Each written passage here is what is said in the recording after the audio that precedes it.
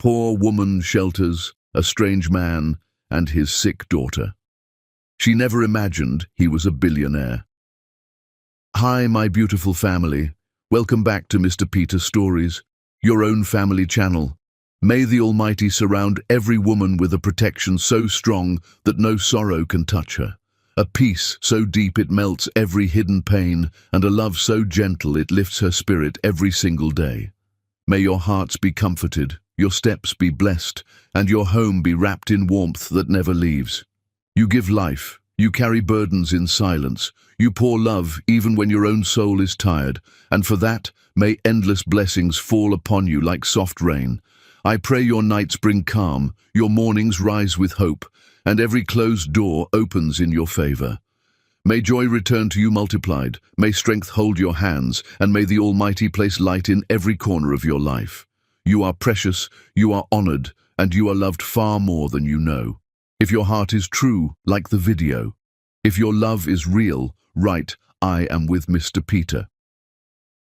The rain hammered against the diner windows like fists demanding entry, and Wilma Gibson counted her tips for the third time, hoping the total would somehow change.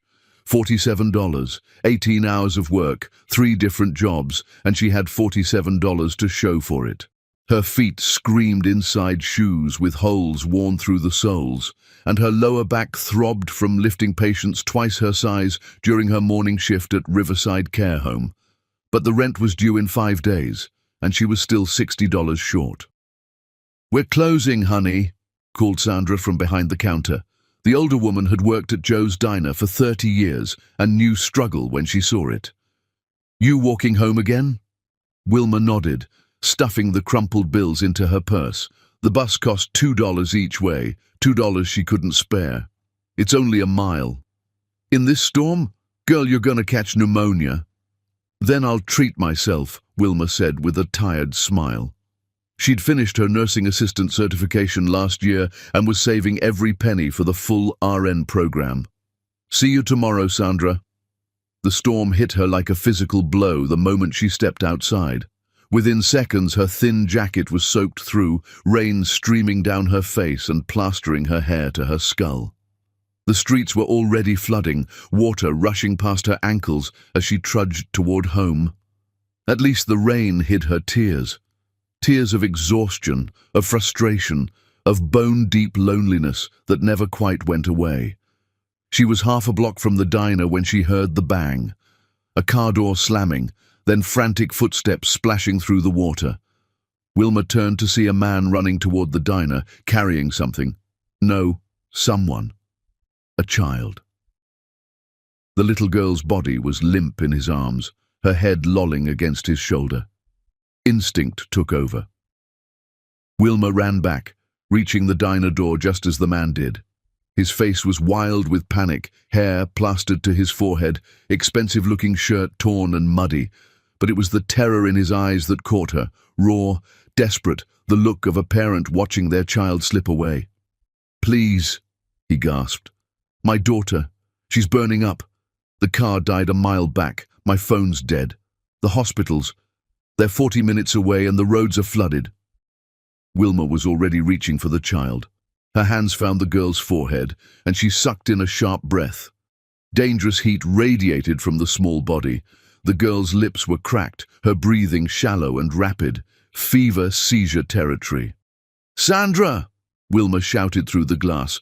"Call 911. Tell them we have a child with high fever, possible febrile seizure risk." "They're saying 2-hour wait minimum," Sandra called back, phone already pressed to her ear. "The storm's got the whole city backed up." 2 hours. This child didn't have 2 hours.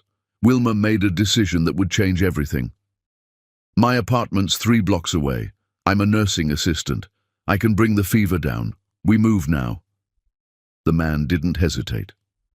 "Tell me what to do." They ran through the flooded streets, Wilma leading the way. She kicked open her apartment door, ground floor, 1 room, barely bigger than a closet, and pointed to her bed. "Put her there, strip her down to underwear.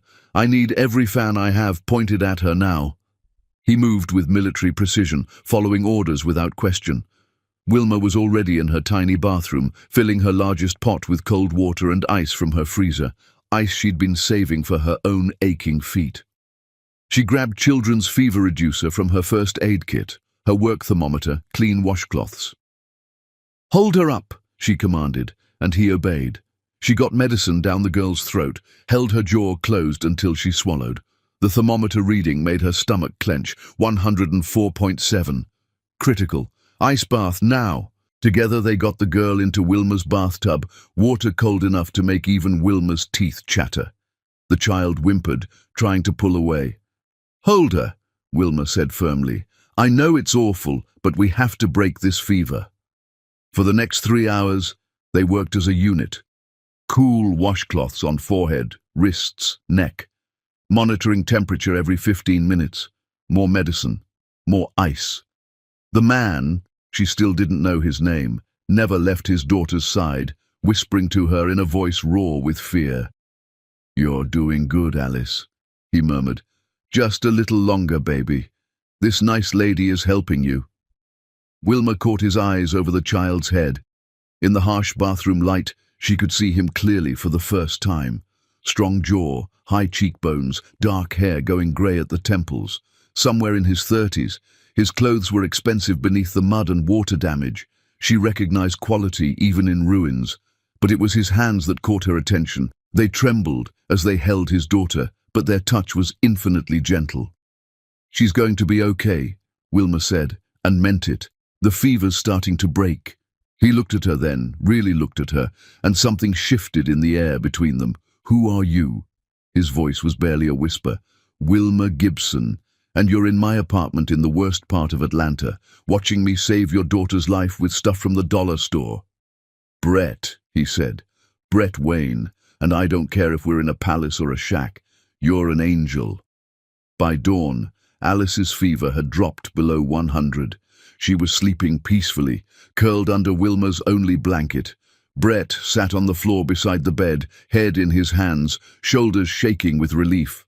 Wilma had finally collapsed into her single chair, still wearing her soaked diner uniform. She studied him in the grey morning light. His watch, she noticed now, was a Patek Philippe. She'd seen one once in a magazine, knew it cost more than she made in 5 years. His muddy shoes were Italian leather. The phone he'd said was dead had a designer case. This was no ordinary man seeking help from a stranger, but right now, watching him hold his daughter's hand while she slept, he looked like every other terrified parent she'd ever seen. Vulnerable, human, beautiful in his brokenness. Brett lifted his head, caught her watching him. Their eyes held. He started to speak, then stopped, started again. "I don't even know how to begin thanking you." "You don't have to." Wilma stood, every muscle in her body protesting. "I should get ready for work. You can stay until she's strong enough to move. There's food in the fridge. Not much, but help yourself." "You're going to work?" He looked at her like she was insane. "You've been up all night. Bills don't pay themselves." She grabbed her other uniform from the closet. She had exactly 2. "Lock the door when you leave." "Wilma." Something in his voice made her stop. "I don't know what you did to deserve the life you're living, but you deserve better. You deserve everything." The words hit her like a punch to the chest. When was the last time anyone had said she deserved anything? "The world doesn't care what people deserve," she said quietly. "It only cares what they can survive." She left him there with his sleeping daughter and walked to her next shift in yesterday's rain-soaked shoes.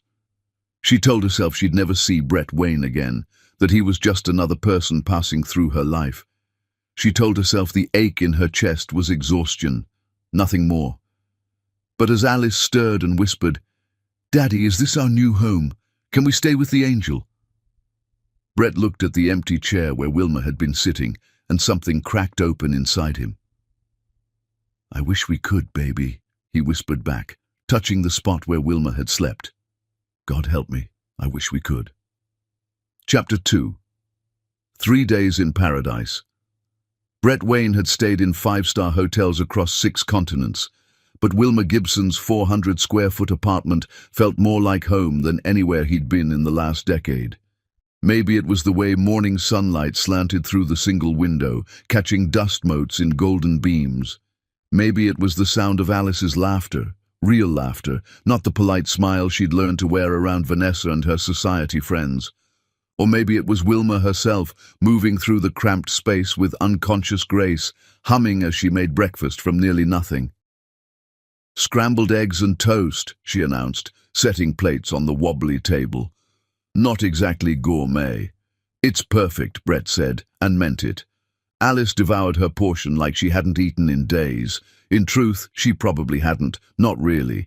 Vanessa believed children should maintain presentation weight for photos. Brett's stomach turned, remembering the arguments, the controlled portions, his daughter's hungry eyes. Wilma watched Alice eat with a small smile. "Slow down, sweetie. Food's not going anywhere." "It's so good," Alice mumbled through a mouthful of eggs. "Better than anything our cook makes." "Your cook?" Wilma's eyebrow rose. She glanced at Brett, question in her eyes. He busied himself with his coffee, instant, but somehow she'd made it taste decent. "Alice exaggerates, kids, you know." But Wilma was smart, observant. He could see her cataloguing details. His watch, his shoes, the way he held himself despite the disheveled appearance. She knew he wasn't telling her everything. She just didn't know how much he was hiding. The storm continued through that first day, rain hammering the roof, wind howling through the streets. The news reported flooding throughout the city, bridges closed, roads impassable. They were trapped together, three strangers in a space barely big enough for one. "I should go to work," Wilma said, checking her phone for the 10th time. "I'm already missing my shift at the care home." "You worked all night saving my daughter," Brett said firmly. "Call in sick, please." "I can't afford sick days." "Then let me—" He stopped himself. She'd already refused when he'd tried to give her money for the medicine, the ice, the food. Pride radiated from her like heat. "Let me at least cook. You rest." She studied him with those keen, dark eyes. "You cook." "I can manage not to burn toast."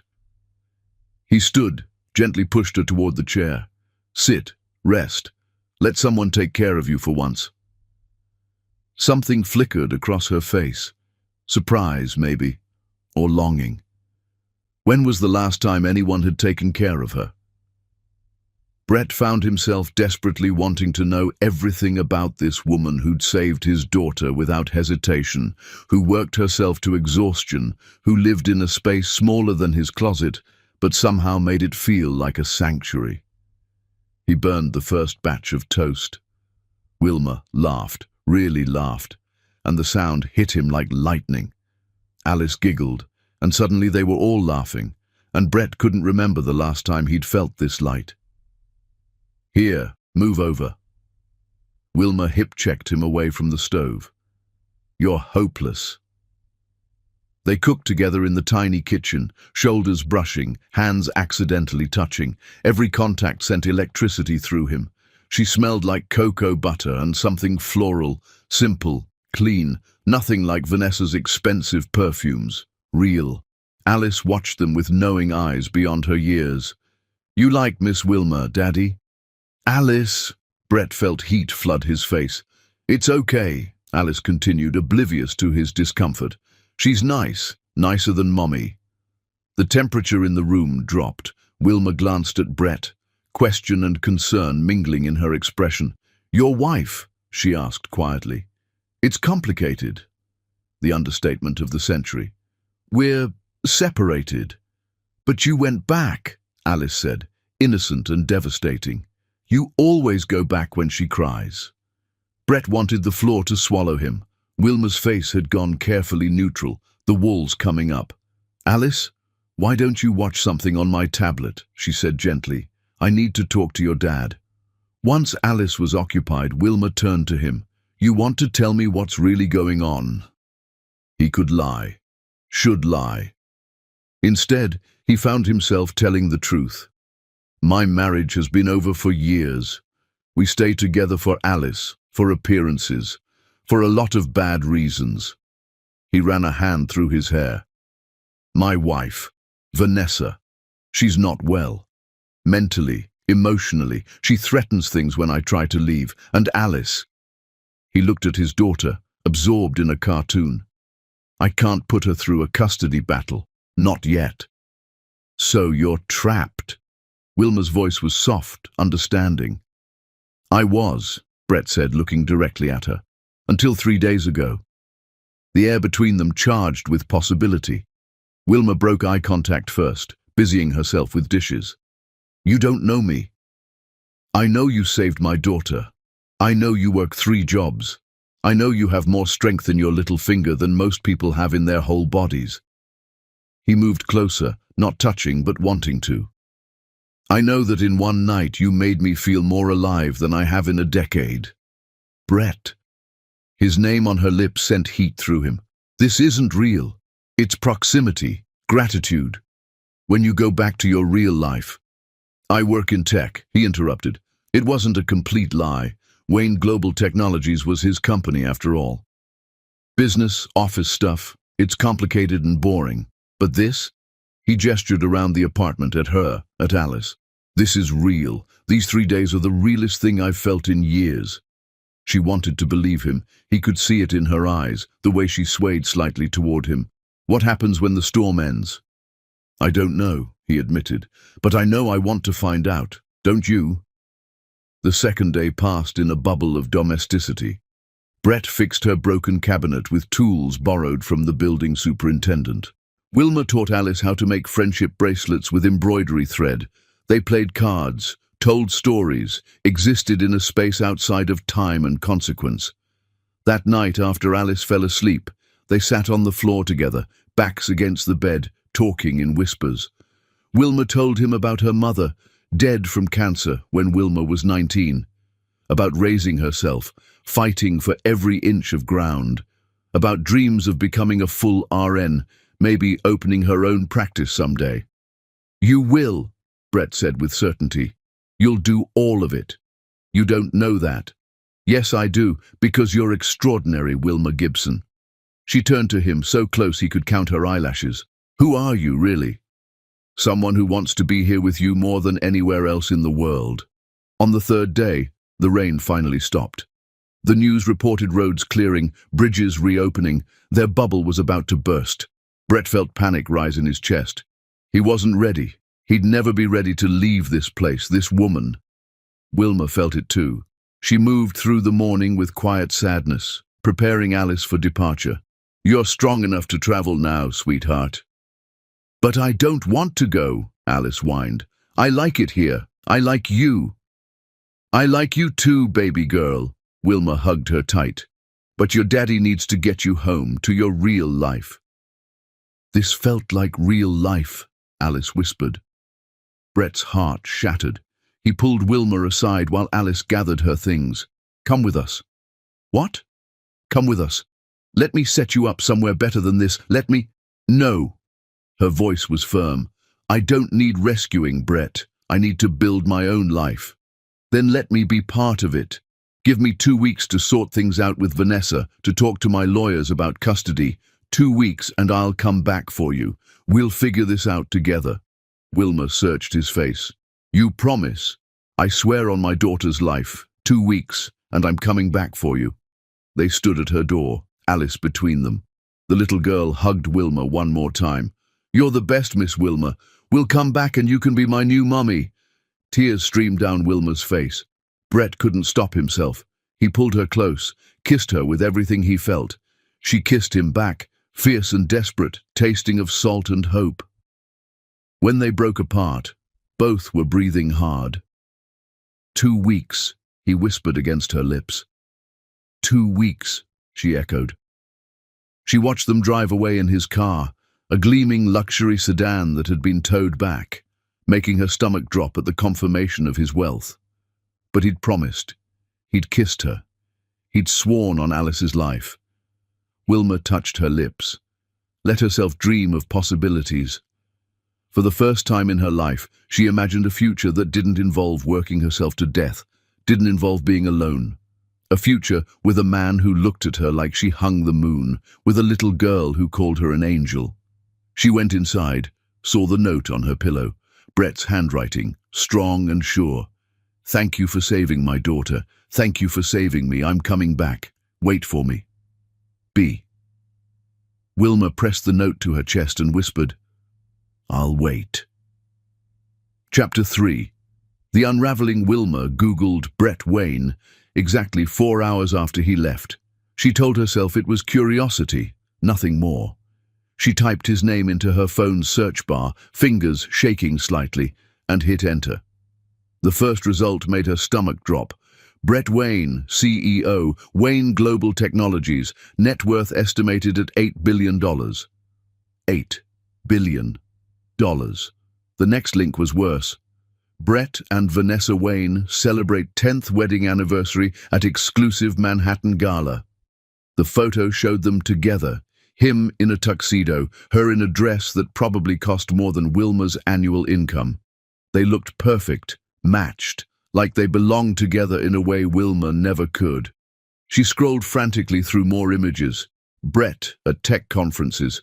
Brett accepting awards. Brett and Vanessa and Alice at charity events. The picture of family perfection.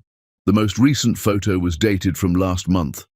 Wayne marriage stronger than ever after brief separation, sources say. Brief separation. Was that what she'd been? A brief separation distraction? Wilma's phone slipped from nerveless fingers. She'd known he had money, the watch, the car, the way he carried himself.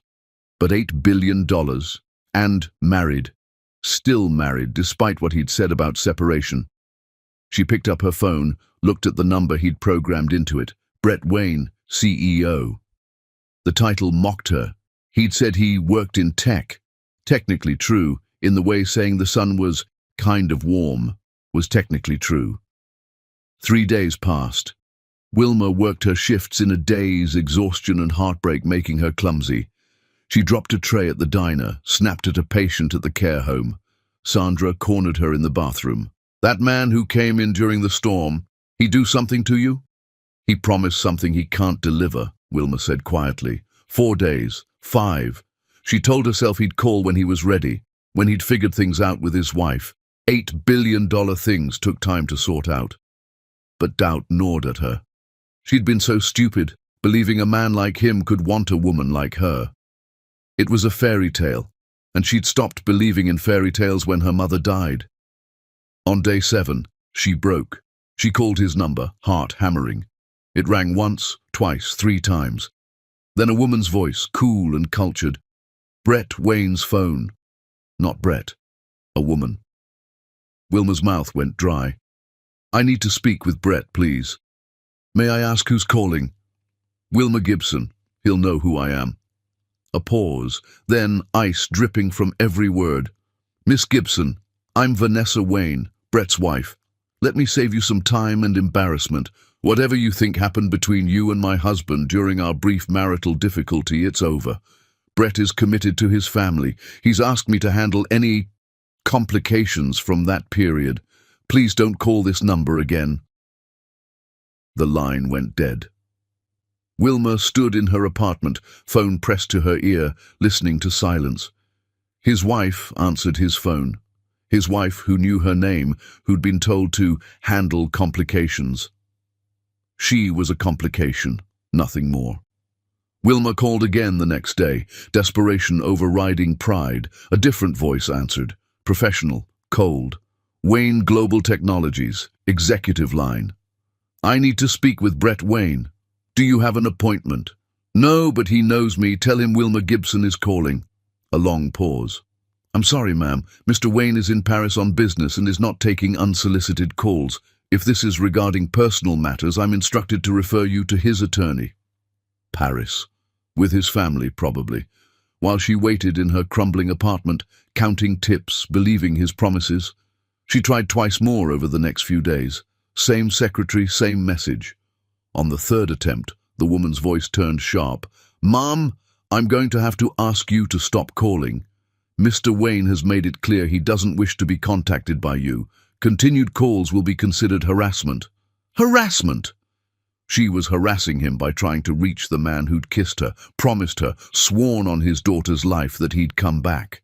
On day 12, she saw the newspaper article at the diner. Someone had left the business section on the counter, and there it was, front page.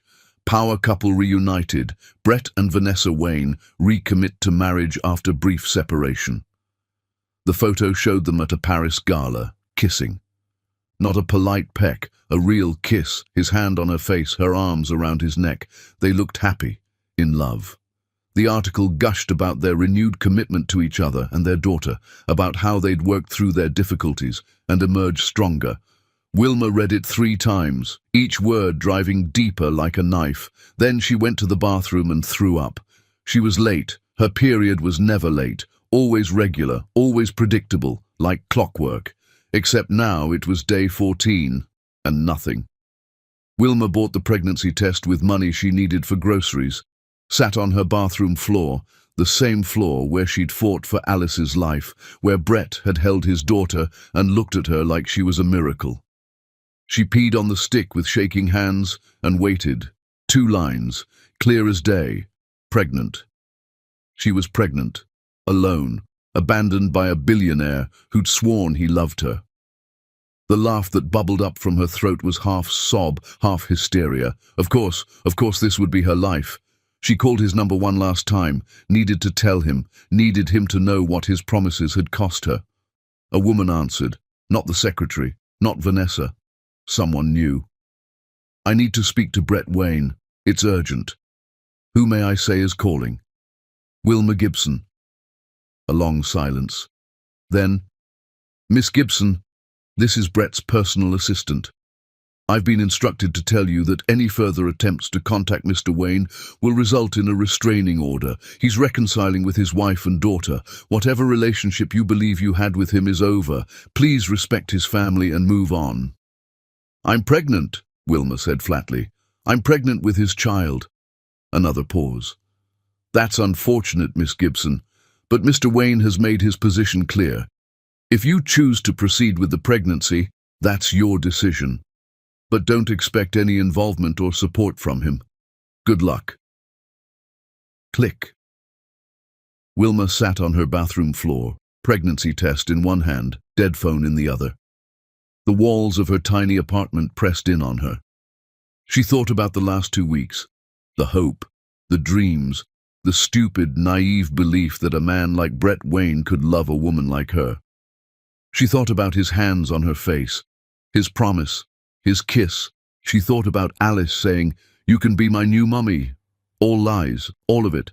Wilma stood up, looked at herself in the mirror. Her eyes were hollow, her face gaunt from stress and skipped meals. She looked broken, defeated. No. She straightened her spine, lifted her chin. Brett Wayne had broken her heart, but he wouldn't break her spirit. She was Wilma Gibson, and she'd survived worse than abandonment. She'd survived her mother's death, survived poverty, survived a world that told her daily she didn't matter. She touched her still flat stomach. You and me, she whispered. We don't need him. We don't need anyone. She took the napkin where she'd written his number, the note he'd left on her pillow, and burned them in her kitchen sink. Watched the paper curl and blacken, watched his promises turn to ash. I'm going to build something so powerful, she said to the flames, that one day you'll see my face and realize what you threw away. The fire consumed the last traces of Brett Wayne from her apartment, but the baby growing inside her, that was hers. That was real, and she would protect this child with everything she had, even if it killed her, even if she had to work herself to death. She would survive. She always did. Chapter 4. The transformation begins. Morning sickness hit Wilma during her shift at the care home. She barely made it to the bathroom before throwing up everything she'd managed to eat that morning, half a piece of toast and instant coffee. She rinsed her mouth, splashed water on her face, and went back to work. Mrs. Patterson in room 7 needed her bedpan changed, and bills didn't stop because you were pregnant and abandoned. 3 months pregnant, and she was still working 3 jobs. The exhaustion was crushing, but the alternative was homelessness. She'd done the math over and over, lying awake at night with her hand on her barely there bump. The math that didn't add up, the math that said she couldn't do this alone, but she had to, so she would. Wilma, you look terrible, Sandra said one evening at the diner. When's the last time you ate a real meal? Can't afford real meals. Wilma wiped down tables, fighting another wave of nausea. The smell of grease made her stomach revolt.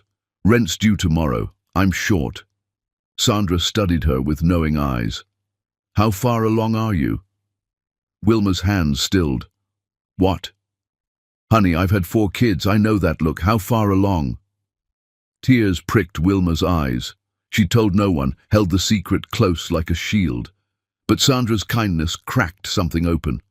14 weeks. I'm keeping it. I don't know how, but I am. The father. Gone. Not coming back. The words still tasted bitter. Sandra pulled her into a hug right there in the middle of the diner. Then you'll do it without him. Women have been doing the impossible since the beginning of time. You're stronger than you know, baby girl. That night, Wilma made the hardest decision of her life. She quit the diner and the cleaning service, kept only the care home job, the one with benefits, the one that would cover prenatal care and delivery. She took her savings, pitifully small, and enrolled in the accelerated RN program at the community college. If she could finish before the baby came, she'd double her salary. She attended classes in the evening, worked during the day, and studied through the night, survived on crackers and ginger tea and sheer determination. When her clothes stopped fitting, she bought maternity scrubs from the thrift store. When her body screamed for rest, she drank more coffee and pushed harder. In her healthcare management class, the instructor posed a question. What gaps do you see in our current healthcare system? Wilma's hand shot up. Mobile care for underserved populations. People who can't get to hospitals, can't afford transportation. Bring the healthcare to them instead of expecting them to come to us. The instructor paused. Interesting. You have experience with this demographic. I am this demographic, Wilma said simply. For her final project, she developed a complete business plan, Gibson Care, a mobile healthcare service using converted vans. She researched costs, projected revenue, mapped out underserved areas in Atlanta. Her professor gave her an A and said 3 words that changed everything. This could work. Could. Might. Possibly. Wilma was so tired of maybes. She was 36 weeks pregnant when she took her RN licensing exam. Her back ached, her ankles were swollen, and the baby was doing somersaults on her bladder. But she walked out of that testing center with her head high and a feeling in her gut that she'd passed. 2 weeks later, Zara Gibson came into the world screaming. Wilma labored alone except for the nurses, no partner to hold her hand, no family to celebrate with. When they placed the baby on her chest, 7 pounds of perfection with a full head of dark hair and Brett Wayne's exact eyes, Wilma sobbed. I'm sorry, she whispered to her daughter. I'm sorry you only have me, but I promise I will be enough for both of us. She named her after her own mother, Zara, which meant princess, because this baby girl would be treated like royalty, even if they lived in poverty, especially because they lived in poverty.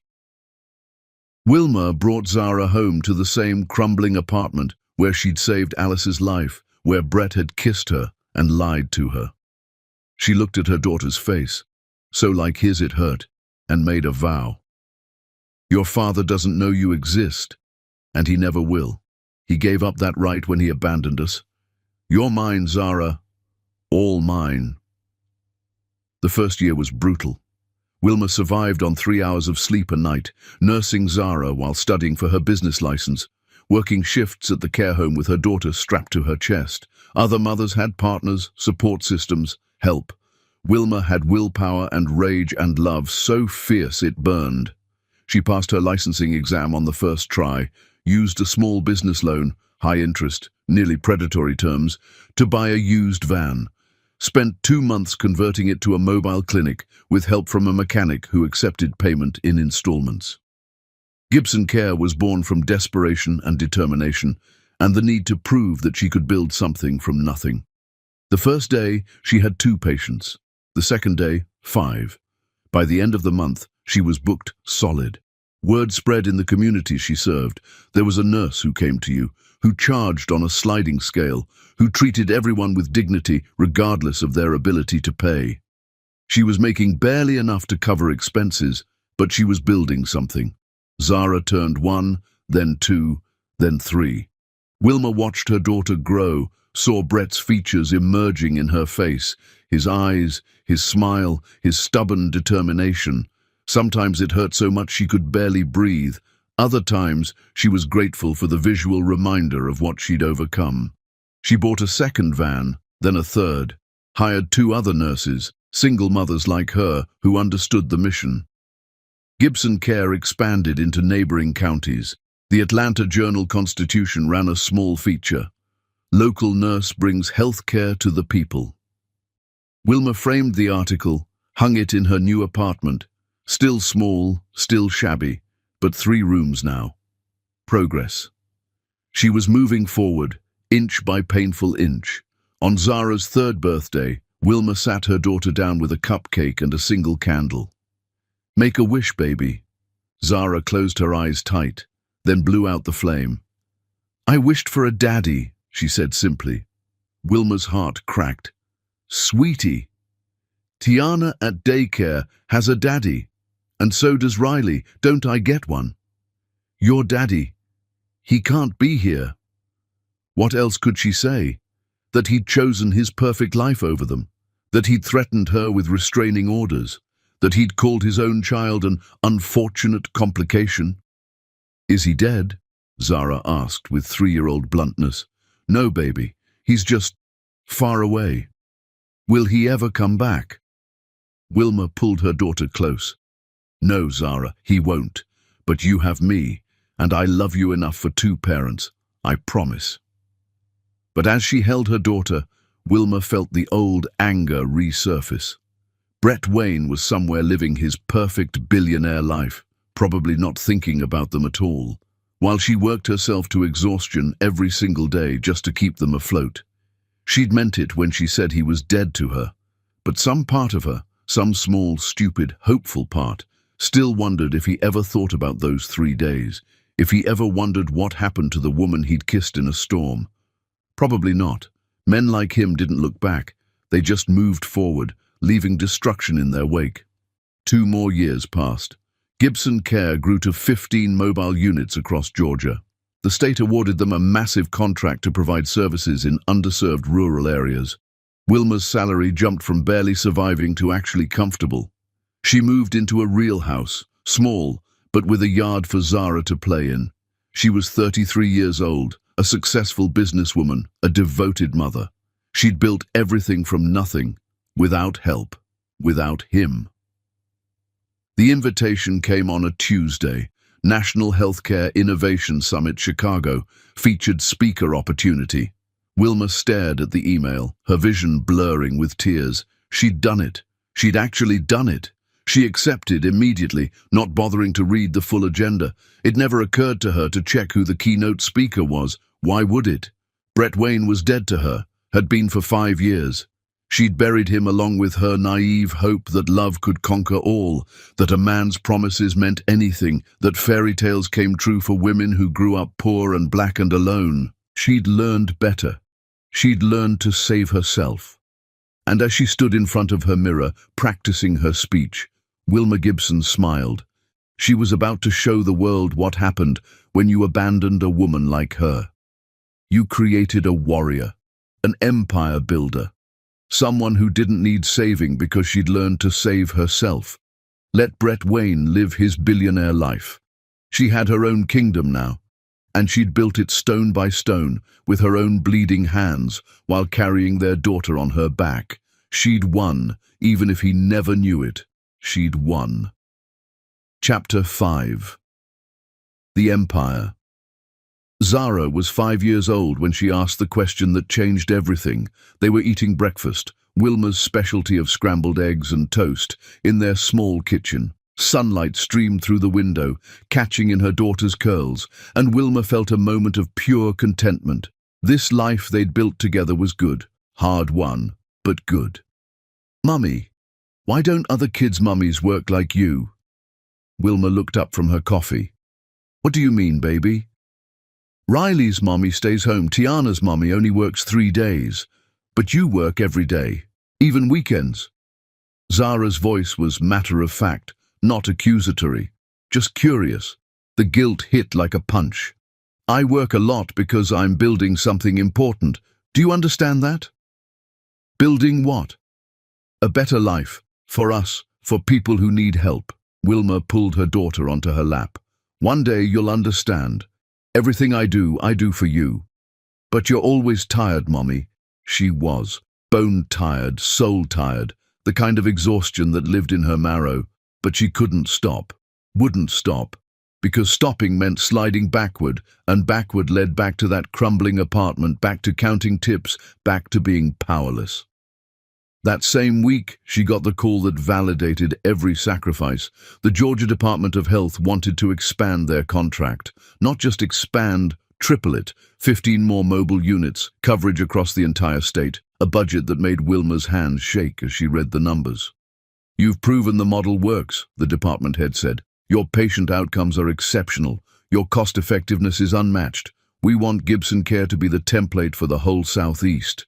Wilma hung up and cried. 5 years of grinding work, of choosing between groceries and business expenses, of missing Zara's bedtimes and school events because she was out in the vans treating patients. It had all led to this. She hired a real staff, a business manager, a scheduling coordinator, 3 more nurses. Moved Gibson Care out of her spare bedroom and into an actual office. Bought 15 new vans, properly equipped with the latest medical technology. She was no longer a struggling single mother with a van and a dream. She was the CEO of a legitimate healthcare company.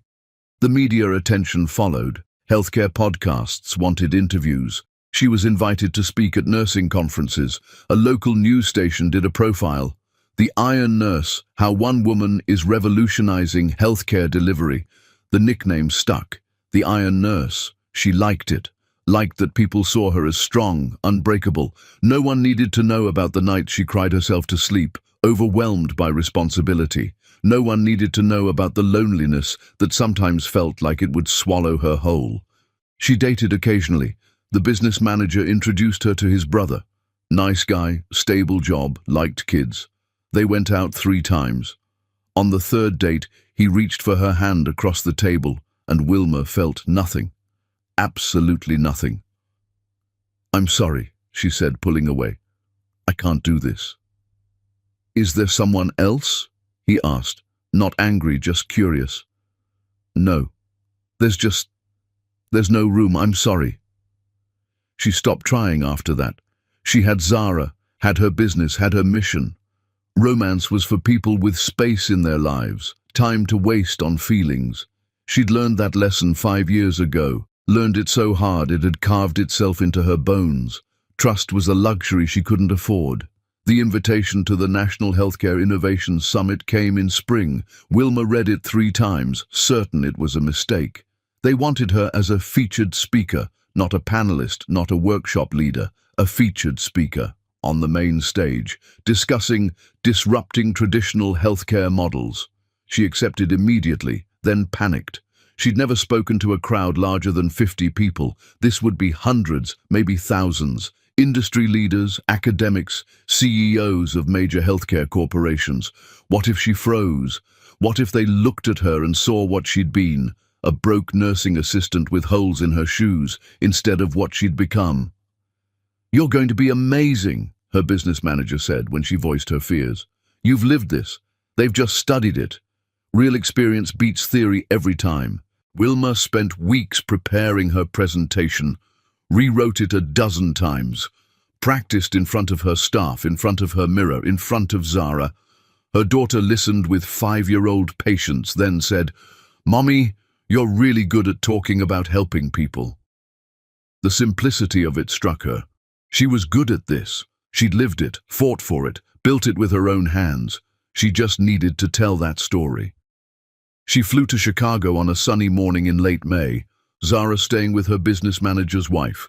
The conference was at a massive hotel downtown, the kind of place Wilma had only seen in magazines. She checked into her room, paid for by the conference, thank God, and stood at the window overlooking the city. You've come so far, she whispered to her reflection. Don't forget that. The night before her presentation, she attended the opening reception, mingled with people who ran hospital systems and pharmaceutical companies who had MBAs from Harvard and Stanford. She wore a simple black dress, the nicest thing she owned, and held her wine glass like a shield. "Wilma Gibson?" A man approached, hand extended. "I'm Dr. James Burton from Johns Hopkins. I've been following your work. Absolutely fascinating model." They talked for 20 minutes about healthcare delivery systems, about underserved populations, about the economics of mobile care. He treated her like an equal, like her opinion mattered. By the end of the conversation, she was glowing. She could do this. She belonged here. Her presentation was scheduled for 2 p.m. the next day. She woke early, went for a run along the lakefront to burn off nervous energy, ran through her speech one more time. The conference agenda listed the other featured speakers, CEOs, department heads, a few academics, and then she saw it. Keynote speaker, 11 a.m., Brett Wayne, CEO of Wayne Global Technologies, discussing AI integration in healthcare delivery systems. Her vision tunneled. The room spun. Brett Wayne, here, in this hotel, giving the keynote speech hours before her presentation. For 5 years, she'd imagined seeing him again, imagined what she'd say, how she'd feel, imagined confronting him with Zara, showing him what he'd thrown away. But those were fantasies, never meant to become reality. Now reality was crashing down around her, and she couldn't breathe. She called her business manager. "I need to leave, now." "What?" "Wilma, your presentation is today, you can't." "He's here. Brett Wayne. He's giving the keynote." A long silence. Her business manager knew the story, most of it anyway. Knew about the abandonment, though not about the billions or the promises or the way her heart had shattered. "Do you want me to call and cancel? I can tell them you're sick." Did she? The old Wilma, the broken one, would have run, would have protected herself at all costs. But that Wilma was gone. She died in that crumbling apartment 5 years ago. The woman who'd risen from those ashes was made of steel and fire and determination that couldn't be broken. "No," she said, her voice steady. "No, I'm not running. Not from him, not from anyone. I've earned my place here. That's my girl. Go show them what you're made of." Wilma dressed carefully in her best suit, navy blue, professional armor, put on makeup with a steady hand, looked at herself in the mirror and barely recognized the woman staring back. This was who she'd become, someone who didn't run, someone who didn't break. She skipped the keynote speech, couldn't bear to see him, to hear his voice, to be reminded of those 3 days when she'd been foolish enough to believe in fairy tales. Instead, she stayed in her room, went over her presentation one more time, breathed through the panic. At 1:45, she made her way to the conference hall. Her hands were steady, her breathing was controlled. She was ready. The moderator introduced her. Wilma Gibson, founder and CEO of Gibson Care, speaking on community-based healthcare innovation. She walked onto that stage, and the lights blinded her for a moment. As her eyes adjusted, she scanned the audience, hundreds of faces looking up at her expectantly. And there, in the front row, sat Brett Wayne. Their eyes met. His face went slack with shock, all the color draining away. He looked older, grey at his temples, lines around his eyes she didn't remember. But it was him, undeniably him. For a heartbeat, Wilma forgot how to breathe. Then training took over. She smiled, professional and cold, and began her speech. 5 years ago, I was a nursing assistant working 3 jobs. Today, I run a healthcare company that serves 50,000 patients across Georgia. This is the story of how I got here and why the model we built matters. She didn't look at him again. Not once during her entire presentation. She spoke about mobile healthcare, about reaching underserved populations, about the economics of compassionate care. She was brilliant, compelling, everything she'd worked to become. The audience gave her a standing ovation. She accepted it with grace, answered questions with expertise, and walked off that stage with her head high. She made it to the hallway before her legs gave out. Brett Wayne was here, in this hotel, had watched her present, knew she existed, knew she'd succeeded, knew she wasn't the broken woman he'd left behind, and God help her, she had no idea what happened next. Chapter 6. The Collision. Wilma locked herself in a bathroom stall and tried to remember how to breathe. In through the nose, out through the mouth. Basic biology. She'd taught this to panic attack patients 100 times. Now she was the one spiraling, fingers shaking, heart hammering against her ribs like it wanted to escape. 5 years. 5 years of building walls, of convincing herself she was over it, that he meant nothing. 5 minutes of eye contact and every brick came tumbling down. She heard the bathroom door open, footsteps approaching. A woman's voice, concerned. "Excuse me, are you okay in there?" "Fine," Wilma managed. "Just need a minute." The footsteps retreated. She heard the door close. Silence. She emerged from the stall, splashed cold water on her face. Her reflection looked back at her, makeup smudged, eyes wild. This wasn't the powerful CEO who'd just commanded a stage. This was the abandoned woman who'd cried herself to sleep for months, who'd called a disconnected number over and over just to hear his voicemail, who'd loved a liar. No. She straightened her spine, fixed her lipstick with steady hands. That woman was gone. Dead. Buried. This was Wilma Gibson, founder of Gibson Care, featured speaker at a national conference. Brett Wayne was nothing, a ghost from a past life that no longer had any power over her. She walked out of that bathroom with her head high, made it 3 steps before she saw him. He stood in the hallway, back against the wall, looking like he'd seen a ghost, which, in a way, he had. She'd vanished 5 years ago, and here she was, successful and powerful, and everything he'd never imagined she could become. Wilma. His voice cracked on her name. God. Wilma. Mr. Wayne. Her voice was arctic. Enjoy the presentation. I've been looking for you for 5 years.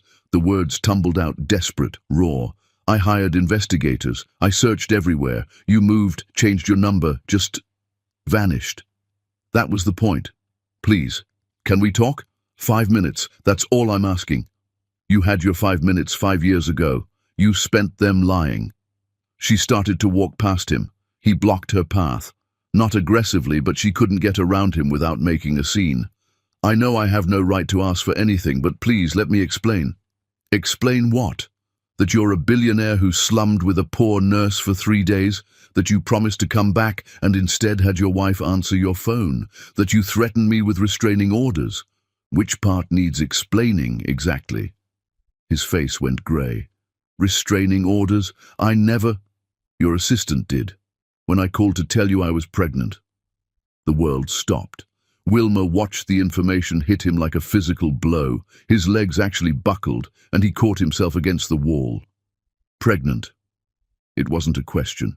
It was a statement of absolute devastation. You were pregnant. Past tense. I was pregnant. Alone. While you were in Paris with your wife. I didn't know. His voice broke completely. God, Wilma, I swear I didn't know. If I had, you would have what? Come running? You couldn't even return my calls. Because my lawyers told me any contact with you would cost me custody of Alice. Vanessa, she found out about those 3 days. She had a complete breakdown, threatened to kill herself and take Alice with her. The custody evaluation, they said one wrong move and I'd lose my daughter. I couldn't risk it. Wilma laughed, sharp and bitter. So you sacrificed me to keep her. How noble. I tried to find you after the custody agreement was final, 6 months later when it was safe. But you'd moved. Your number was disconnected. Your job didn't have records. It's like you'd never existed. Because I didn't. Not in your world. I was a complication to be handled. Your assistant made that very clear. I never sent anyone to threaten you. I swear on Alice's life. He stopped, realizing the weight of that phrase. You have every right not to believe me. But Wilma, if you were pregnant, what happened? She should walk away. Should end this conversation and never look back. But something in his face, the genuine horror, the devastation, made her cruel, made her want to hurt him the way he'd hurt her. I had the baby, a daughter. She's 5 years old. The color drained from his face completely. He swayed, reached for the wall again. "I have a daughter," a whisper, barely audible. "I have another daughter." "No." Her voice was steel. "I have a daughter. You have nothing." "Where is she? What's her name? You need to stay away from us. You gave up any right to her when you abandoned us." "I didn't abandon you. I didn't know. You didn't try hard enough." The words exploded out of her, 5 years of rage breaking through her careful control. "You're a billionaire with unlimited resources, and you couldn't find one nursing assistant in Atlanta? You didn't want to find me. I didn't fit into your perfect life." "My life hasn't been perfect. It's been hell. My marriage fell apart anyway. Vanessa had affairs, drained my accounts, turned Alice against me. She finally left 2 years ago. I've been alone, miserable, searching for you." "Good." The word was vicious. "You deserved every second of that misery." "Yes." He nodded, tears streaming down his face openly. "Yes, I did. I do. But our daughter, she doesn't deserve to grow up without knowing her father. Please, Wilma, I'm begging you, let me meet her." "Why should I?" "So you can disappoint her the way you disappointed me. So you can make promises you won't keep." "She's happy. She's healthy. She doesn't need you. But I need her." His voice broke completely. "I've lost 5 years. Please don't make me lose any more." The hotel room door behind Wilma opened. A woman emerged, her business manager's wife, who'd flown up with Zara as a surprise for after the presentation, and holding her hand, bouncing with excitement at seeing her mother, was Zara. "Mommy!" She ran forward, pigtails flying. Wilma's heart stopped. "No, not like this, not here." Brett saw her, saw his eyes in her face, his smile, his stubborn chin, saw irrefutable proof that he had another daughter, that Wilma had been telling the truth, that he'd missed 5 years of his child's life. He dropped to his knees right there in the hallway. A sound came out of him that wasn't quite a sob, wasn't quite a word, just raw, animal grief. Zara stopped, uncertain. "Mommy, why's that man crying?" Wilma scooped her daughter up, held her close. "Nobody, baby. Just someone who used to know Mommy a long time ago." Brett looked up at them, his face destroyed. "She has my eyes. She has nothing of yours. You weren't there when I was sick every morning for 4 months. You weren't there when I went into labor alone. You weren't there for her first word, her first steps, her first day of school. You don't get to claim her now." "Mommy, is he sad?" Zara asked, concerned. She had a big heart, Wilma's daughter, worried about strangers, wanted to help everyone, just like her mother. "Yes, baby, he's very sad, but it's not our problem." Wilma carried her daughter past Brett Wayne, who was still on his knees in the hotel hallway, crying like his heart was breaking, which it probably was. Good. She hoped it shattered into 1,000,000 pieces. She hoped he felt a fraction of the pain he'd caused her. She made it to the elevator before Zara asked, "Was that my daddy?" Wilma's hands shook so badly she almost dropped her. "What?" "My daddy. The one who's far away. Was that him?" "How did you—" "I have his eyes. You said so. When I asked why mine are different from yours." Zara touched her mother's face with perfect 5-year-old logic. "So if he has the same eyes, he must be my daddy." Wilma leaned against the elevator wall, her daughter in her arms, and felt something crack open in her chest. 5 years of armor, 5 years of protection, and it took her daughter 30 seconds to see the truth she'd tried so hard to hide. "Yes," she whispered. "That was your father." Why was he crying? Because he made a very big mistake a long time ago, and now he knows what it cost him. What did it cost him? Wilma looked at her daughter. Perfect, beautiful, brilliant Zara, who'd never known her father, who'd grown up with only one parent because Wilma had been too proud and too hurt to even try to reach out after those first awful attempts, who'd missed having a father because her mother couldn't forgive. "It cost him you," Wilma said quietly. "It cost him everything." The elevator doors opened. She carried Zara to their room, laid her down for a nap, and then sat on the hotel bed and let herself fall apart. 5 years of holding it together, and it all came crashing down in one afternoon. Her phone buzzed, a text from a number she didn't recognize. "I'm not leaving Chicago until you talk to me. I don't care if it takes days, weeks. I will wait as long as it takes, please. Give me a chance to explain, to know my daughter, to make this right. Brett." Wilma stared at the message. Right. Like anything could ever be made right. Like there was any coming back from this kind of devastation. But Zara had asked about her father, wanted to know why he was crying, and maybe, just maybe, Wilma owed it to her daughter to at least listen to his explanation. Even if it changed nothing, even if she'd never forgive him, even if seeing him again destroyed what was left of her carefully reconstructed heart. She typed back, "Lobby bar, 9 p.m. You get 30 minutes, then you leave us alone forever." His response was immediate. "Thank you. God, Wilma. Thank you." She deleted the thread and closed her eyes. In 6 hours, she'd faced the man who'd broken her, the man who'd given her Zara, the man she'd loved and hated in equal measure for 5 long years, and she had absolutely no idea if she was strong enough to survive it. Chapter 7. The Siege. Brett was already at the hotel bar when Wilma arrived, sitting at a corner booth with an untouched whiskey in front of him. He looked like he'd aged a decade in the 6 hours since their hallway confrontation. Haggard, hollow-eyed, broken. Good. She slid into the opposite side of the booth, spine straight, face carefully neutral. "You have 30 minutes. Thank you for coming." His voice was hoarse, like he'd been crying. "I know you have no reason to hear me out. 29 minutes. He flinched, but nodded. "When I left your apartment 5 years ago, I meant every word I said. I was going to end my marriage, file for custody, come back for you. I had it all planned out." Plans change. Vanessa found a credit card charge from the tow truck company. She hired a private investigator who tracked everything, where I'd been, who I'd been with. She confronted me the day after I left you, and she completely fell apart.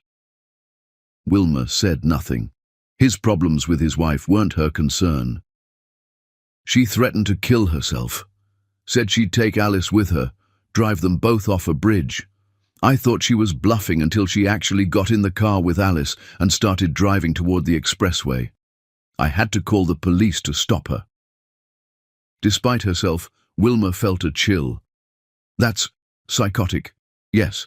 She was hospitalized for 2 weeks, diagnosed with borderline personality disorder, severe depression, and the custody evaluator made it very clear. Any instability on my part would result in losing Alice. Any new relationships, any sudden changes, anything that could be construed as prioritizing my personal life over my daughter's well-being. So you abandoned me to look like a good father. I made the only choice I could live with. I couldn't let my daughter die because I fell in love with someone else. The words "fell in love" hit her like a slap. Don't you dare say that. It's true. I fell in love with you in 3 days. Watching you save Alice, watching you fight for everything you had, seeing your strength. I'd never met anyone like you. I still haven't. Pretty words don't fix anything. I know. I'm just trying to explain why I couldn't call, couldn't text, couldn't have any contact. For 6 months, I lived in hell, seeing Vanessa every day, pretending our marriage might work, knowing you were out there thinking I'd lied to you. You did lie. You promised you'd come back. And I tried to. He pulled out his phone, showed her a folder of documents. These are the investigation reports. I hired 3 different firms to find you, but you'd moved. Your phone was disconnected. The diner didn't have employee records going back that far. The nursing home said you'd quit. You vanished. Wilma looked at the dates on the reports. They started 7 months after he'd left her. Too little, too late. I know, but I never stopped looking. Even after Vanessa left, even after the divorce was final. I searched for you because I couldn't forgive myself for what I'd done. For breaking my promise. You should have tried harder. You're right. He met her eyes. I should have hired investigators sooner. Should have fought the custody evaluator.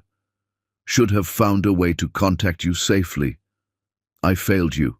I failed our daughter. And I will spend the rest of my life regretting that.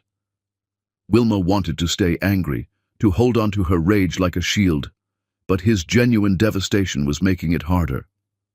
Your assistant told me to stay away, said you'd get a restraining order if I kept calling. I never authorized that, I swear. When I found out about it, 2 years later, when I was going through old phone records, I fired her immediately, but by then you were gone, and I had no way to tell you the truth. The truth that you're a billionaire who let his assistant threaten a pregnant woman. That truth? He flinched.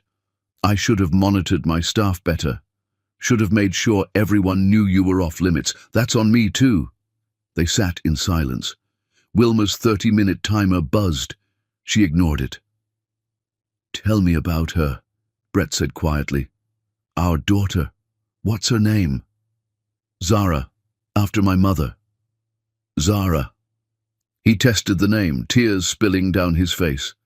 That's beautiful. Is she healthy, happy? She's perfect, smart, kind, curious. She asks a million questions. She loves drawing and dancing and anything involving dinosaurs. Dinosaurs, he laughed, the sound broken. Alice loved dinosaurs at that age too. Don't compare them. I'm not, God, Wilma, I missed everything. Her birth, her first words, 5 years of her life. I can never get that back. No, you can't. But I want to know her now. Please, I'm not asking for forgiveness. I don't deserve that. But she deserves to know her father. And I need to know my daughter. Wilma studied him, the grey in his hair, the lines around his eyes, the way his hands shook slightly as he held his drink. He looked genuinely destroyed. But she'd believed him once before, and it had cost her everything. What about Alice? Your perfect family? Alice is 14 now. She remembers you, actually. She asks about you sometimes. The woman who saved her during the storm. She knows I've been looking for you. Does she know about Zara? Not yet, but I want to tell her. I want my daughters to know each other. They're not sisters, they're strangers who share DNA. Then let them not be strangers. Please. He leaned forward, desperation clear in every line of his body. I know I have no right to ask for anything, but I'm begging you. Let me be part of Zara's life. I'll do whatever you want, follow whatever rules you set. Just, please, give me a chance. Wilma wanted to say no, wanted to protect herself and Zara from the inevitable disappointment when he got bored, or his life got complicated, or he remembered that they didn't fit into his billionaire world. But then she remembered Zara's voice asking if the crying man was her daddy. Remembered her daughter's face when she talked about other kids having fathers. Remembered being 5 years old herself after her own father left, the hole it created that never quite healed. You don't get to just show up and play father, she said finally. You want to know her? You earn it. You prove you can show up consistently, no broken promises, no disappearing when things get hard. Anything, tell me what you need. I need you to move to Atlanta. Not for visits, not for weekends. I need you there, in the same city, available whenever Zara needs you. He didn't hesitate. Done. I'll relocate Wayne Global's headquarters, or I'll work remotely, whatever it takes. I need you to start slow. Let her get to know you gradually. Don't overwhelm her. Yes, absolutely. And if you break her heart the way you broke mine, I will destroy you. I don't care how many billions you have. I will make your life hell. Do you understand? I understand, and I won't. I promise you, Wilma, I won't fail her the way I failed you. She stood up. We'll see. I'm going back to Atlanta next week. If you want to meet her properly, be there. I'll send you details. Wilma, wait. He stood too. Can I ask you something? Is there someone else? A partner? A husband? That's none of your business. I just need to know if she has a father figure, if I'm intruding on a family you've built. She has me. That's been enough for 5 years. It'll keep being enough. She walked out of the bar, leaving him standing there. Made it to her room before the shaking started. She'd just agreed to let Brett Wayne into their lives, into Zara's life. After 5 years of keeping him out, of protecting herself and her daughter from the man who'd destroyed them. What had she done? But when she checked on Zara, sleeping peacefully in the hotel bed, she knew why she'd said yes. Her daughter deserved a chance at a relationship with her father, even if it meant Wilma had to face her own demons, even if it meant risking her heart all over again. The next morning, as they prepared to fly home, Zara asked, "Mommy, will I see my daddy again?" "Yes, baby, you will." "Good." Zara smiled, content. "I want to ask him about dinosaurs." Wilma pulled her daughter close, breathed in her baby shampoo scent, and hoped to God she was making the right choice. Because if Brett Wayne broke Zara's heart, Wilma would make sure he regretted ever stepping back into their lives. She'd survived his abandonment once, but watching him abandon their daughter, that would break her beyond repair. And this time, she wouldn't forgive. This time, she'd make him pay. Chapter 8. The Test. Brett Wayne appeared at Gibson Care on a Monday morning carrying 2 coffees and a box of donuts. Wilma's receptionist buzzed her office with barely concealed excitement. "Ma'am, there's a Brett Wayne here to see you. He says you're expecting him." Wilma had been expecting him, just not this soon. She'd texted him her office address 3 days ago, thinking he'd need time to arrange things to clear his schedule. Apparently not. She found him in the lobby, looking completely out of place in a $2,000 suit surrounded by her patients, mostly working poor, some homeless, all looking at this billionaire like he'd wandered in from another planet. "You brought donuts." It wasn't a question. "You mentioned in Chicago that Zara loves chocolate frosted. I thought—" He trailed off, suddenly uncertain. "Is this okay? I should have asked first." Despite herself, Wilma felt something soften. He'd remembered. One offhand comment she'd made about their daughter, and he'd remembered. "Follow me." She led him to her office. Functional, nothing fancy. Medical journals stacked on every surface. He took in the space with careful attention, like he was trying to understand her through her surroundings. "When can I meet her?" he asked quietly. "Not yet. First, you prove you can be consistent. Show up here every day for a month. Let me see if you mean what you say." "Every day?" He looked surprised, but not angry. "What do you want me to do?" "Whatever needs doing. File paperwork, clean vans, answer phones. I don't care. You want to know your daughter? You start by understanding the world she lives in." "Done." No hesitation. "What time should I be here?" 7 a.m. We leave at 6 p.m. "I'll be here." And incredibly, he was. Every single day. Brett Wayne, billionaire CEO, showed up in jeans and a t-shirt and did whatever menial task Wilma assigned him. He mopped floors without complaint. He filed patient records for hours. He helped load supplies into the vans, his expensive watch replaced with a basic digital one so it wouldn't get damaged. Her staff whispered about it constantly. The nurses were skeptical. "That's Brett Wayne, right? What's he doing here?" The patients were confused. "Is that the CEO? Why is he cleaning the bathroom?" After 2 weeks, Wilma found him in the supply closet, organizing inventory. "You don't have to do this," she said. "You could hire someone to—" "I'm not trying to buy my way into Zara's life. I'm trying to prove I can show up and do the work. That's what you asked for. Most people would have given up by now. I'm not most people. And she's not most daughters. She's mine." He paused. "Ours." Something in her chest twisted. She left before she could say something stupid. In the 4th week, Alice appeared. Wilma was doing paperwork when her receptionist buzzed again. There's a teenage girl here asking for Mr. Wayne. She says she's his daughter." Alice had grown from the sick 8-year-old Wilma remembered. She was 14 now, tall and gangly, with Brett's eyes and a carefully neutral expression that Wilma recognized. She'd perfected the same mask herself. "You're Wilma," Alice said. "Not a question." "I am. I remember you, from the storm. You saved my life." "I did my job." "No," Alice shook her head. "You did more than that. You cared. I remember that." She glanced around the clinic. "My dad says you have a daughter, my sister." Sister. The word hung between them, strange and charged. "I do. Her name is Zara. Can I meet her?" Wilma studied this teenager who'd done nothing wrong, who'd been caught in the same mess that had destroyed everything. "Why?" "Because my dad has been miserable for 5 years. He searched for you constantly, and I want to know the sister I didn't know I had." Alice met her eyes.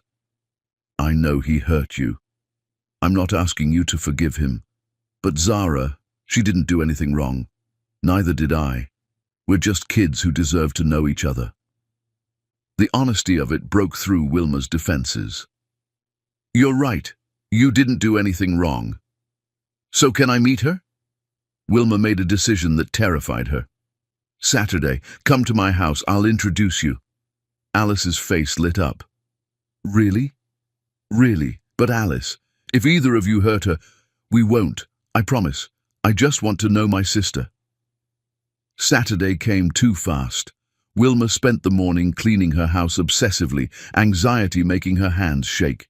She'd told Zara that someone special was coming to visit, a girl who was her big sister. Zara had been excited in that uncomplicated way only 5-year-olds managed. Brett and Alice arrived together, both looking nervous. Brett held a wrapped present, something small, carefully chosen. Alice carried a book about dinosaurs. "This is Zara," Wilma said, heart hammering. "Zara, this is your daddy, and your big sister Alice." Zara looked at Brett with those eyes they shared. "You're my daddy? The one Mommy said made mistakes?" Brett dropped to his knees so he was at her eye level. "Yes, baby, I made very big mistakes, but I'm here now and I'm not going anywhere ever again, if you'll let me know you." "Do you like dinosaurs?" He laughed, the sound broken and beautiful. "I love dinosaurs. What's your favorite?" "Triceratops. They have 3 horns, and they're very strong." "Like you," Zara giggled. "Mommy says I'm strong like her." "Your mommy is the strongest person I've ever met. If you're like her, you must be incredibly strong." They spent 3 hours together. Alice read to Zara from the dinosaur book. Brett played with her, carefully, like she was made of glass, like he couldn't believe she was real. Wilma watched from the kitchen, coffee cooling in her hands, emotions a tangled mess. When they left, Zara hugged Alice. "I like having a big sister. I like being a big sister," Alice said, tears in her eyes. Then Zara turned to Brett. "Will you come back?" "Every time your mommy lets me. I promise." After they left, Zara climbed into Wilma's lap. "I like my daddy." "Yeah? He's nice. And he looks sad. Did he make you very sad too?" "Yes, baby, he did. But you're letting him come back anyway. Because you deserve to know your father. Even if it's hard for me." Zara hugged her tight. "You're the best mommy ever." Wilma held her daughter and cried silently, hoping she was doing the right thing. Because Brett Wayne was back in their lives now, whether she liked it or not. And she had no idea if she was strong enough to survive having him close again. But for Zara, she'd try, even if it destroyed her. Chapter 9. The War. The first sign something was wrong came on a Tuesday morning. Wilma's business manager knocked on her office door, face pale. "We have a problem." "What kind of problem?" "Legal. Federal investigators are asking questions about our billing practices." Wilma's blood went cold. "What? That's impossible. Every bill is documented, verified." "I know, but someone filed a complaint alleging Medicare fraud. The investigators want our records." For the next week, Wilma lived in hell. Federal agents combed through Gibson Care's files. The media got wind of the investigation. Healthcare hero or healthcare fraud, the headlines screamed. Her investors panicked. 3 pulled out immediately, citing concerns about liability. The documents appeared on day 5, billing records allegedly proving systematic fraud, except Wilma had never seen them before. They were forgeries, but proving that would take time she didn't have. Gibson Care was collapsing. Everything she'd built was crumbling, and she couldn't understand why. Who would do this? Brett showed up at her office at midnight to find her surrounded by paperwork, tears streaming down her face. "Wilma, what's wrong?" "Everything. Someone's destroying my company, forging documents, filing false complaints. My reputation is ruined. Let me help." "How? This isn't something money can fix." "No, but resources can. Lawyers, forensic accountants, investigators. Let me hire the best. We'll prove these documents are fake." "I can't afford that." "I can. Please, let me do this." She was too exhausted to argue. "Fine." Brett's team descended like avenging angels. Within 3 days, they'd traced the forged documents to a rival healthcare company, Healthbridge Systems, a national chain that had been trying to expand into Georgia. But that was just the surface. The real discovery came when his forensic accountant followed the money trail. "Healthbridge is funded through a shell corporation," the accountant explained, "and that shell corporation is owned by Vanessa Wayne." The name hit Wilma like a physical blow. "Your ex-wife." Brett's face went white. "She's been funding this. But why?" "Revenge," Wilma said quietly. "Against both of us.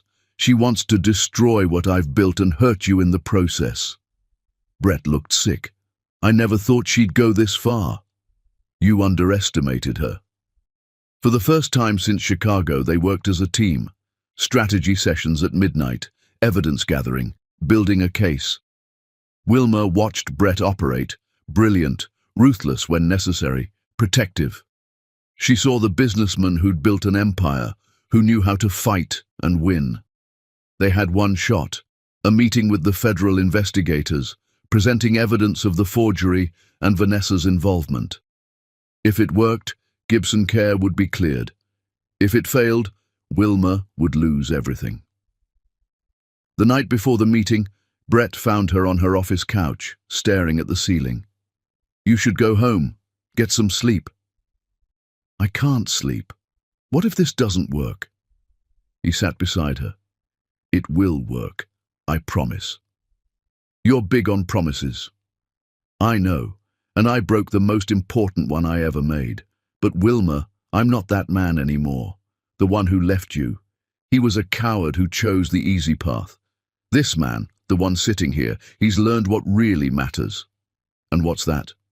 "You, Zara, the family we could be if you'd let us." The words hung in the air. Wilma turned to look at him. "Brett, I love you. I fell in love with you 5 years ago and I've never stopped. I know you can't forgive me. I understand that. But I need you to know, everything I am, everything I have, it's yours. I would burn down my whole world for you and Zara." "Don't say things you don't mean." "I mean every word." The meeting the next day was brutal. Federal investigators skeptical, Vanessa's lawyers aggressive. But Brett's team had done their homework. They presented ironclad evidence, digital trails, forged signatures, Shell Corporation records. By the end, even the investigators looked convinced. Gibson Care was cleared within the week. Better yet, the publicity turned in Wilma's favor. News outlets ran stories about the woman who'd been targeted by a jealous billionaire's ex-wife.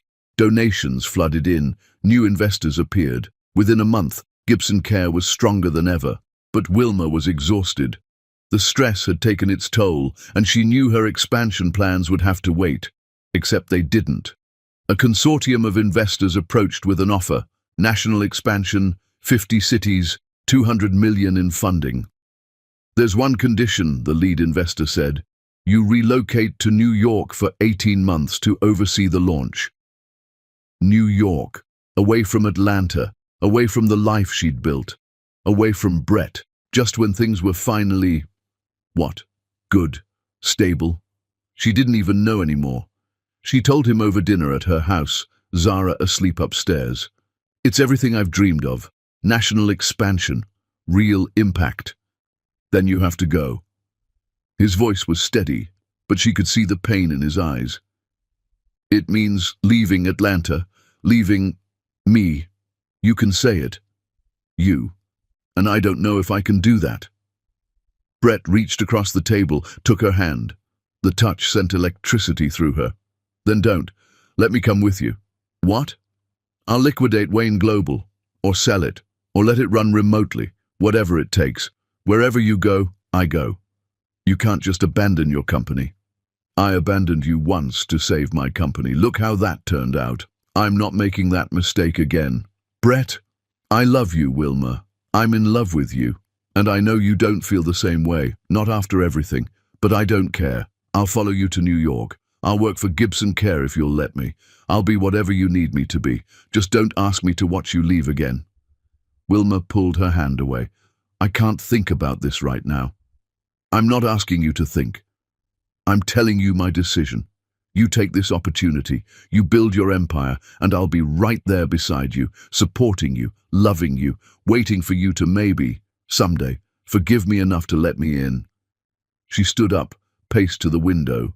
New York, national expansion, everything she'd worked for, and Brett Wayne offering to give up his world to be part of hers. Why? She whispered. Why would you do that? Because 5 years ago I chose wrong. I chose my old life, my comfort, my fear over you. I lost everything anyway, my marriage, my peace. 5 years of our daughter's life. This time I choose right. I choose you and Zara. I choose us. Wilma turned to face him. If you come to New York, you come as my equal partner, not my savior, not someone I owe, my partner in building this empire. Yes, anything.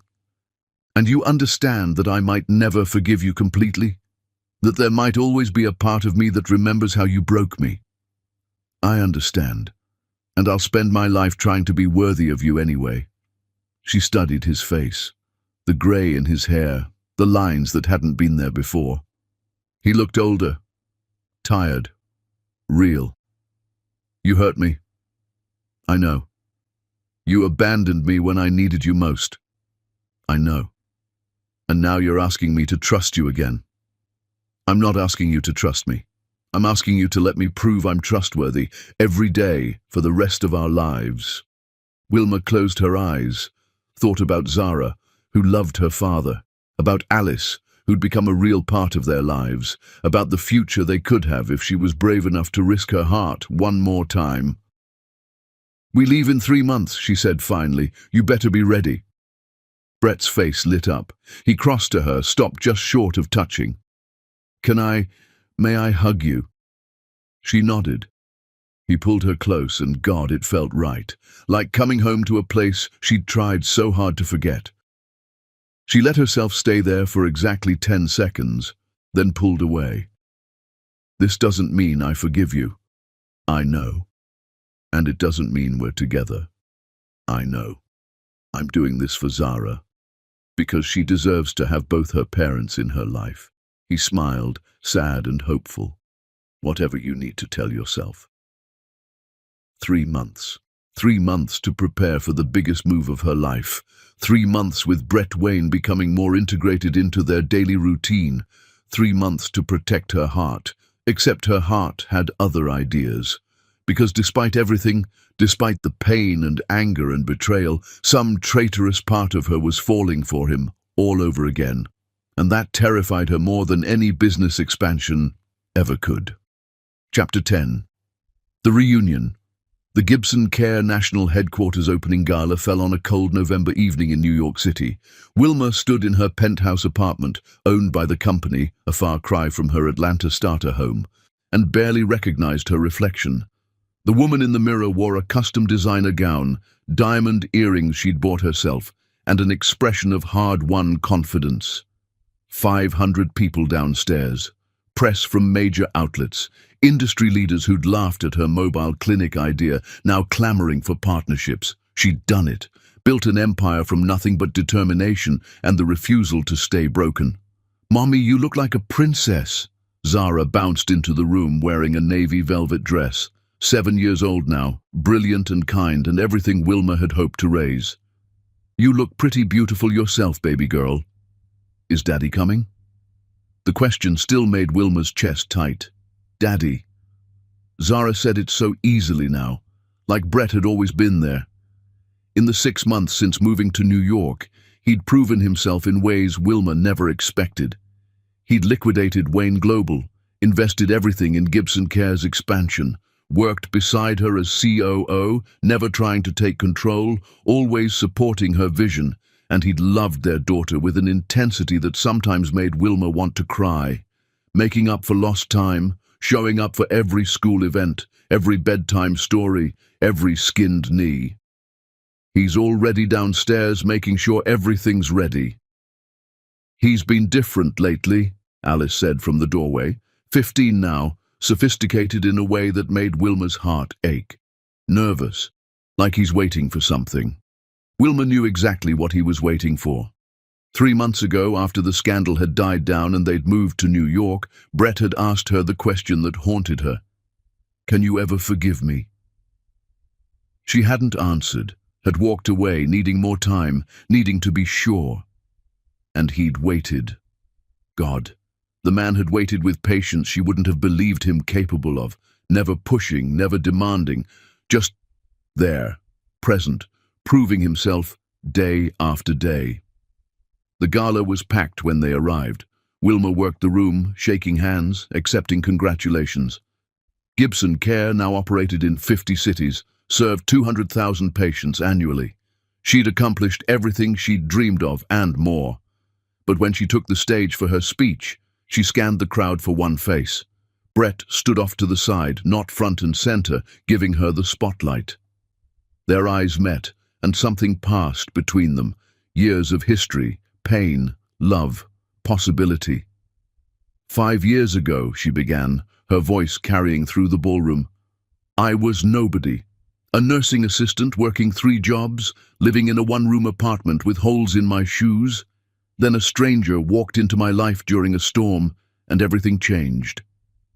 She told the story. Not all of it. Some things were too private, but enough. The abandonment, the pregnancy, the years of building something from nothing, the return, the proving himself, the slow rebuilding of trust. That man spent the last 18 months working beside me, not leading, not taking over, just supporting my vision while proving he could show up every single day. She found him in the crowd. Brett Wayne gave up his empire to help me build mine, and tonight I want to publicly acknowledge what that means. She walked off the stage directly to him. The crowd parted, sensing something significant happening. You asked me 3 months ago if I could forgive you, she said, microphone still in hand so everyone could hear. I didn't answer because I wasn't sure, but I'm sure now. Brett's eyes were wet. Wilma, Brett Wayne, you broke my heart. You abandoned me when I needed you most. You missed 5 years of our daughter's life. Those are facts I can't change. She took a breath. But you came back. You proved yourself. You became the partner I needed. And most importantly, you became the father Zara deserves. She took his hand. I forgive you. Not because you've earned it, though you have. Not because I'm weak, I'm stronger than I've ever been, but because holding on to that anger was the last way you still had power over me, and I'm taking that power back by choosing to let it go. Brett made a sound like a sob. I don't deserve you. I never have. But I swear, every day for the rest of my life, I'll work to be worthy. I know you will, because that's who you've become. She smiled. And Brett, I love you too. Took me long enough to admit it, but I do. I'm in love with you, with who you are now, with the man who's proven he can stay. He cupped her face with both hands. You mean it? Every word. But Brett, if you ever leave again, I won't. I'm never leaving. You and Zara are everything, more than everything. He kissed her, soft and reverent, in front of 500 people. The ballroom erupted in applause, but Wilma barely heard it. She was kissing Brett Wayne, the man who'd broken her and then spent years putting her back together. The man she'd hated and loved in equal measure. The man who'd finally proven he was worth the risk. They stayed at the gala for another hour, then escaped to her penthouse. Alice took Zara to her room, their room, since Alice spent most weekends with them now. Finally, they were alone. "I can't believe you forgave me," Brett whispered. "I never thought. Shut up and kiss me properly." He did. Pulled her close, kissed her like he'd been starving for it. And maybe he had. Maybe they both had. They made love that night, slowly, reverently, making up for years lost. He touched her like she was precious, like he couldn't believe she was real. She let herself be vulnerable, let herself trust him with her body and her heart. After they lay tangled together, her head on his chest. "I have something to tell you," she said quietly. "What?" "I'm pregnant." Brett went completely still. "What?" "Found out last week. Wasn't sure if I was ready to tell you yet. But after tonight..." She looked up at him. "We're having another baby." His face crumbled. He rolled on top of her, carefully, mindfully of her pregnancy, and kissed her everywhere. "Another baby. God, Wilma, another chance. You better not screw this one up." "I won't, I swear. I'm going to be there for every moment, every doctor's appointment, every milestone, everything." He kissed her stomach gently. "I promise you, little one, your daddy's not going anywhere." 1 year later, they married in Atlanta. Small ceremony in the community where it all started. Zara was flower girl, 8 years old, and convinced she'd orchestrated the whole thing. Alice stood as maid of honor, and Wilma wore her mother's gold necklace with a simple white gown. As they exchanged vows, Brett took her hands. "I fell in love with you when you were at your lowest, but you made me earn you when you were at your highest. That's my privilege and my pride." "You broke me," Wilma said. "I rebuilt myself. You came back. I made you wait. Now we build together, as equals." The kiss was tender, full of promise. Their son, 3 months old, perfect, cooed from his grandmother's arms. That night in their hotel room, Wilma looked at her wedding ring, then at Brett sleeping beside her. She thought about the scared, exhausted woman who'd taken in a stranger during a storm 7 years ago. That woman would never have believed this ending. But that woman also didn't know her own strength, didn't know she could survive abandonment, build an empire, become someone who made billionaires give up everything just for a chance to be in her orbit. She'd won. Not by getting Brett back, by becoming so powerful in her own right that he had to prove himself worthy. "Thank you for leaving," she whispered into the darkness, "because you forced me to find myself. And when you came back, I was finally whole enough to let you in." Brett stirred, pulled her closer. "I heard that." "Good. Never forget it." "Never." He kissed her shoulder. "Now let's build an empire together. Our empire. For our family." Wilma smiled against his chest. Together. Finally. Wonderfully. Completely together. And this time, she believed he'd stay. This time, she knew they'd both earned it.